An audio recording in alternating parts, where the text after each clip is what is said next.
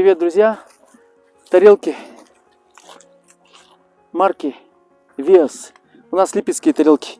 Они делаются из отходов производства, из угольного пека. Пек — это значит отходы от угля.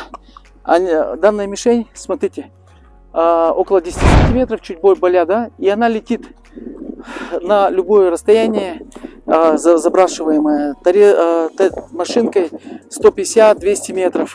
Видите, у нее есть такой вот парашют, она может и как парить, и у нее очень хорошие ребра, созданы для того, чтобы она рассекала воздух и летела таким образом, чтобы можно было в нее попасть. Основная задача заключается в том, чтобы обмануть стрелка, сделать ему определенный такой вираж, определенную траекторию, сделать так, чтобы стрелок немного вошел в замешательство и не попал.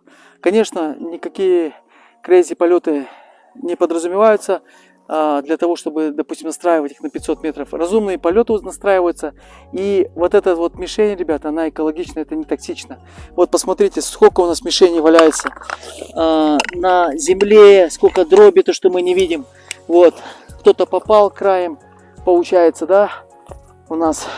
Вот, и на самом деле вот эти вот тарелки, они являются оранжевыми.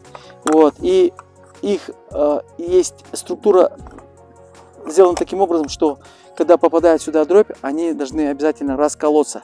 Такое вот маленькое видео.